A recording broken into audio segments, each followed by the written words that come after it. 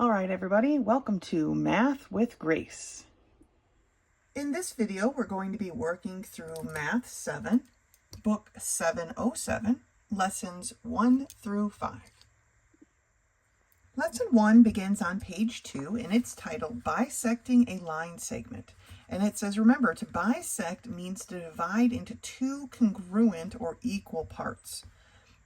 When we're bisecting a line segment, it's kind of like the bisecting of an angle, but that's slightly different.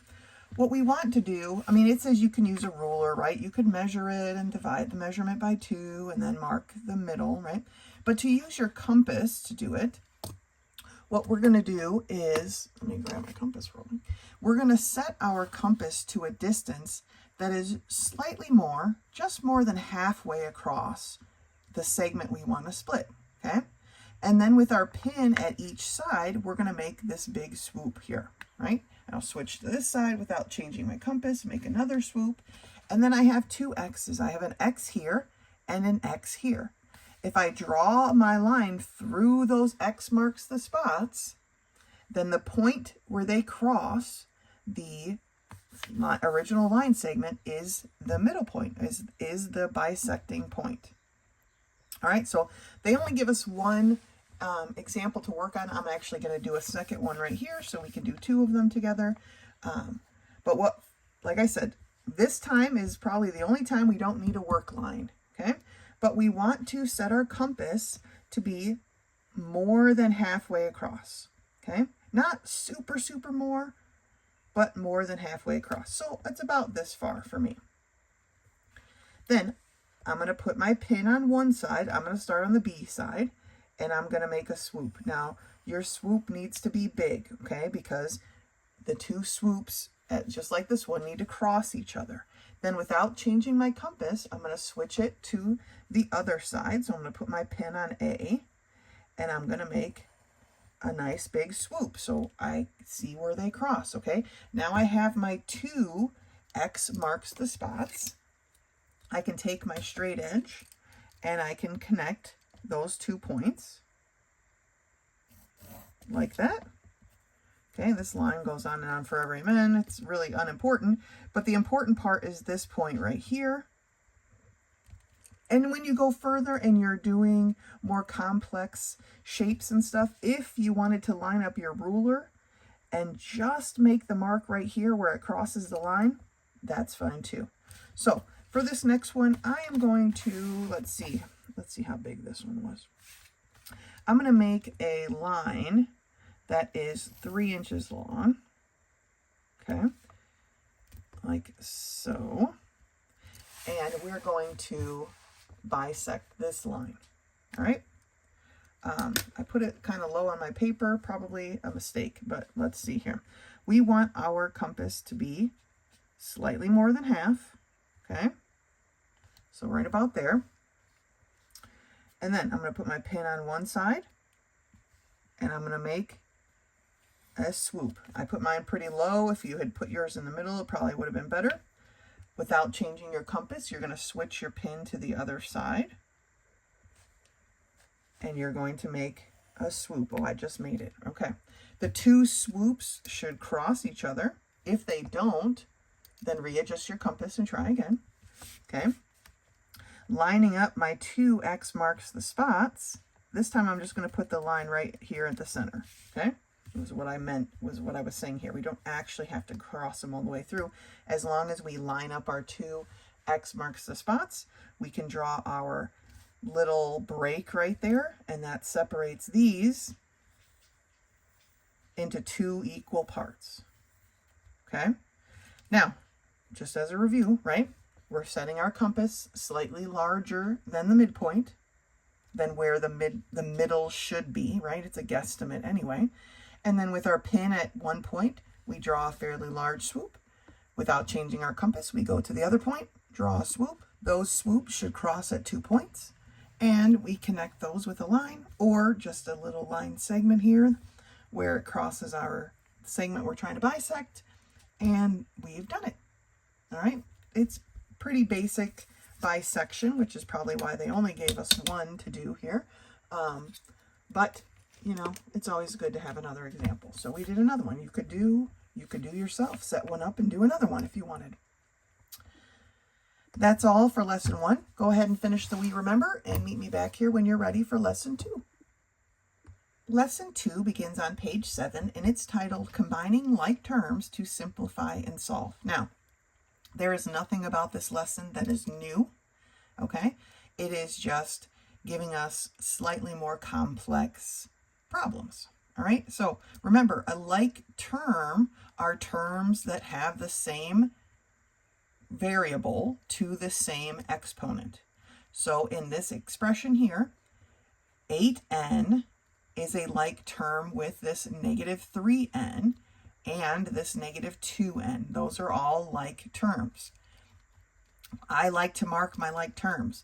17 is a constant, negative 11 is a constant, and then over here we have 9 and 9. Those are both constants. Now, I'm going to stick on one side of the equal sign and combine all the like terms until we are done.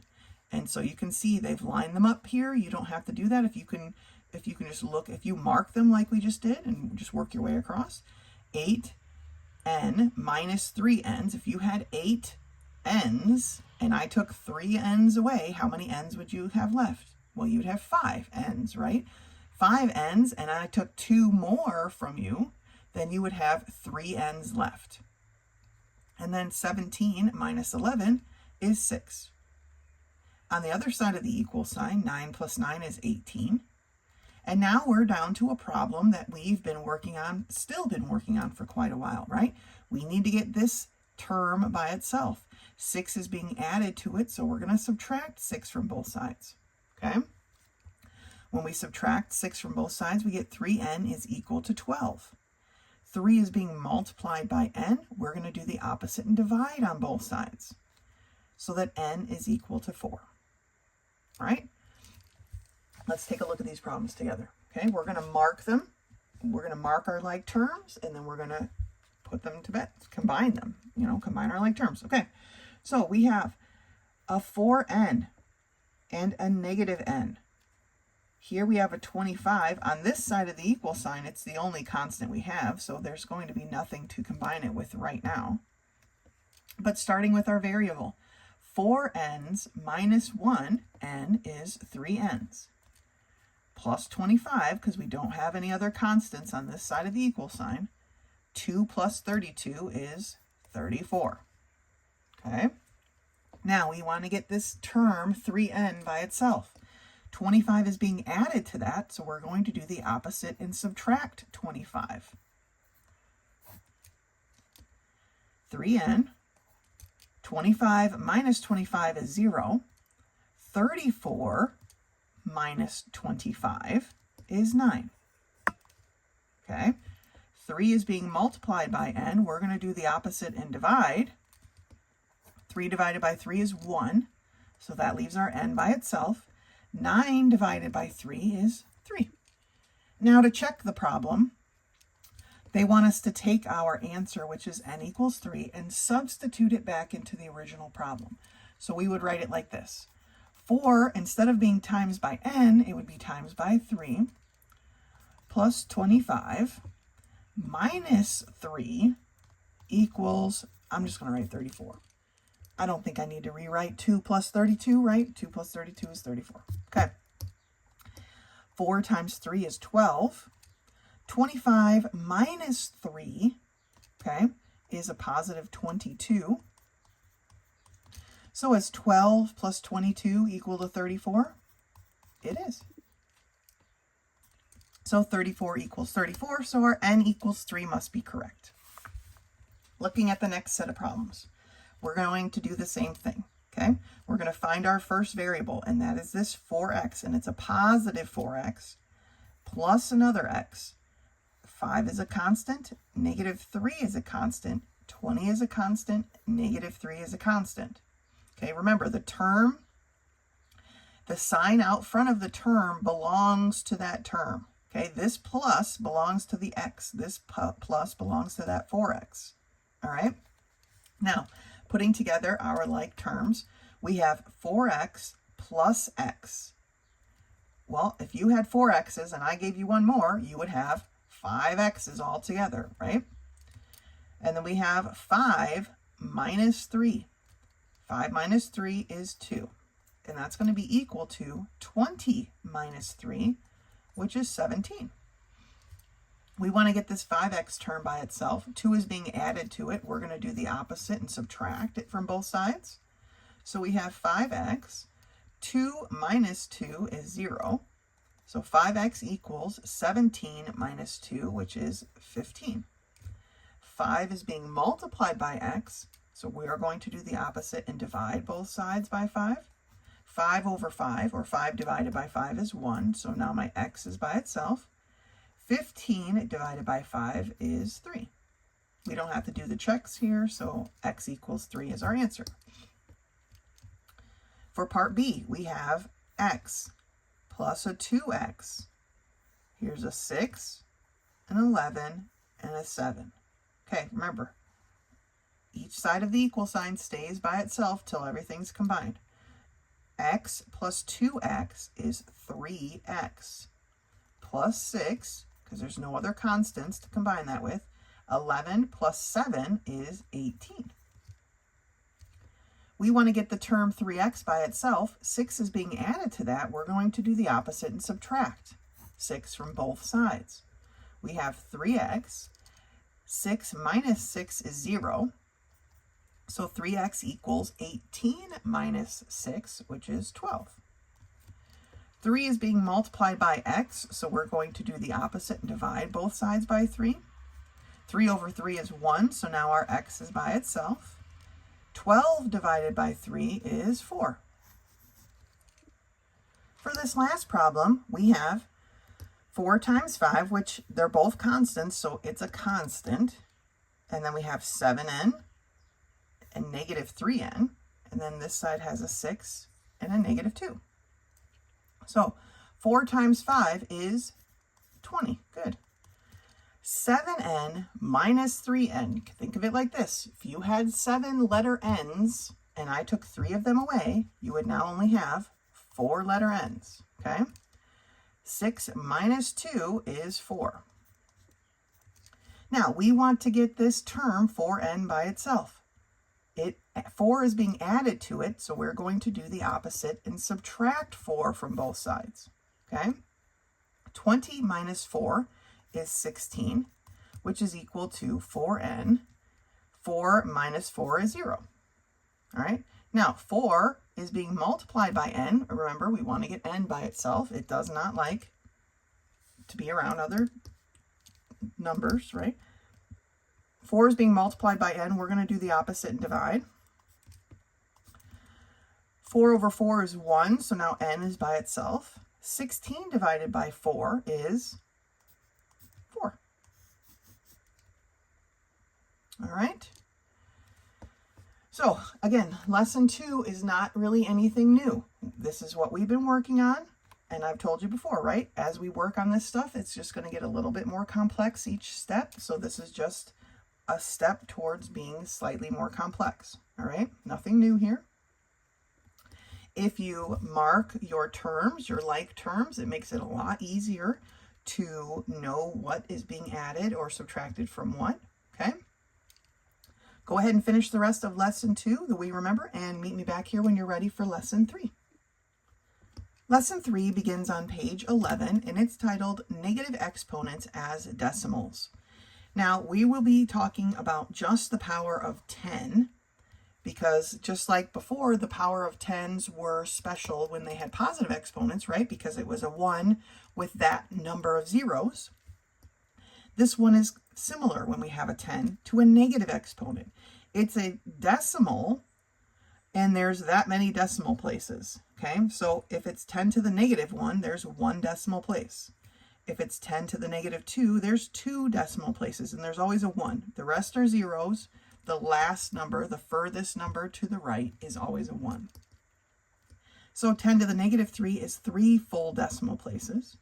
And 10 to the negative 4 is 4, and so on and so forth. So it says the negative exponent shows how many decimal places the number will have. All right, let's turn the page. So at the top of page 12, there's a green box here that kind of shows how the decimal moves, right, in the different forms of the 10. But we just want to remember it is, if we have 10 to a positive exponent, then we have a 1 with that many zeros. If we have 10 to a negative exponent, we have a 1, but we have that many decimal places. Okay? So, part A, number 1A, is 10 to the negative fifth. So I'm going to write 0 point, and then I need 5 decimal places. The last one is always going to be a 1, so I know I need 4 zeros, 1, 2, 3, 4, and then a 1. And that, it makes up my 5 decimal places, okay? Part B is 10 to the negative sixth. So 0 point, and then I need 5 zeros and a 1. 1, 2, 3, 4, 5, and a 1. That makes up my 6 decimal places, okay? 10 to the negative 3 is going to be 0 point, and then I have 3 decimal places, so 2 zeros and a 1. All right, now we're writing these as powers of 10. So 10 to the negative what? Because it's definitely decimals, we just need to count up the number of decimal places. 1, 2, 3, 4, 5, 6, 7. 10 to the negative 7th power. This one's going to be 10 to the negative something, and that is 1, 2, 3, 4, 5. And then here is just 10 to the negative 1 power because we only have 1 decimal place. Okay? So our base 10 is what this is called. It has some special abilities, right? Because it is a special kind of number. If we have a positive exponent, we have a 1 followed by that many zeros. If we have a negative exponent, we have that many decimal places with a 1 basically at the end, right? To the farthest to the right. All right? That's it for lesson 3. Go ahead and finish the We Remember and meet me back here when you are ready for lesson 4. Lesson 4 begins on page 16 and it's titled Interest on Savings and Loans. It says here, when we put our money into a savings account at a bank, we are allowing the bank to use our money until we need it. The bank pays us interest to use our money, thus adding to the amount we have in savings. When we borrow money, now this is the opposite of saving, right? When we borrow money, we return what we borrowed, and we also pay interest, thus adding to the total cost of the loan. The thing about it, though, is the interest that the bank pays you for your savings is very much less than the interest you will pay when you borrow. Okay? It doesn't, like the bank in a savings, technically the bank is using your money to make money. And so it gives you a little bit of that back. But when you borrow, you're borrowing from the bank. They take a lot more in interest from you. Now, the money placed in a savings account or borrowed as a loan is called the principal. And the rate of interest is the percent. So when we're dealing with interest rates, interest equals the principal times the rate times the time. This is the formula that we use. I stands for interest, P stands for principal, R stands for rate, which is the interest rate, it's a percentage, and T stands for time in years. This is very important. Right now, I'm sure they're just going to be giving you solid years, right? This example is 3 years. Oh, no, this one is alone is only a half of a year. So we have to think of it as time in years. If it's less than a year or a partial year, then it's going to be a fraction or a decimal. So we have to consider it years. Okay, and we'll talk about that more as we look at these examples. So the first example here, Mary kept $250. They're telling you that's the principal in her savings account for 3 years. That's our time. The bank pays 2%, that's our rate, interest rate per year. How much interest did Mary's account earn? So the formula is interest equals principal times rate times time. So the principal is $250. The rate was 2%. 2% written as a decimal is 0.02. The time in years is 3 years. Okay? We multiply these three things together in our calculator and see that Mary earned $15 of interest. Okay? Now, if you think about 3 years is a long time, to earn $15 interest isn't a lot of money, but it is not free money, but it is money. It's more money than she had, okay? Then it says here, how much was in Mary's account at the end of 3 years? So she started with $250. She's earned $15 of interest. When we add those two things together, we can see that Mary now has $265 in her account, okay? It's not a bad way to just put money in a bank and let it build via interest, all right? Here's another example. Joshua borrowed $1,200 to buy a lawnmower for his lawn mowing business. The bank charged a rate of 15% interest. See that big old, right? They only paid Mary 2%, but they're charging him 15% interest. He paid back the loan after 1/2 of a year. How much interest did he pay on the loan? And then how much did he have to pay altogether? Okay. I don't like when they put the question down here and the problem up here, but here we are solving it way up here, so now we can't even see our work, at least not on my screen. But you'll have to follow along. So the formula, of course, is interest equals principal times rate times time. The principal is the $1,200 that he borrowed. The rate is a 15% interest rate. When we change that to a decimal, it's 0.15. The year, the time, was 1/2 of a year, okay? So 1/2 is the same as 0.5. Since we're multiplying, making it a decimal is just easier, all right? So when we multiply these all together, we see that the interest is $90. Now, remember, Joshua borrowed money, so he has to pay back this amount of money plus this interest, right? They're charging you interest for you to borrow money. So how much is Joshua paying back altogether? It's kind of like our furniture problems, right? When we were talking about furniture or appliances, you're not just paying back the appliance, you're also paying back the appliance and the interest. So because he paid back the loan of $1,200 plus the $90, he's paying back altogether $1,290. So I hope Joshua had done the math ahead of time and thought, okay, the machine is worth that amount of money for me to borrow and then have to pay an extra $90 of interest, okay? Because a 15% loan, that's very expensive. All right, so let's take a look at one of these problems. These problems are math, but they're also life. This is a life problem. There is a high chance that at some point in your life you will borrow money. And so not only is this teaching you how to figure out what that cost is going to be, but it's going to, help you discern whether it's worth the extra expense. Okay? Let's see what this problem says here. Since Sam has no family to support, he offered to give a young family from church a bridge loan so they could buy a larger house after their 3rd child was born.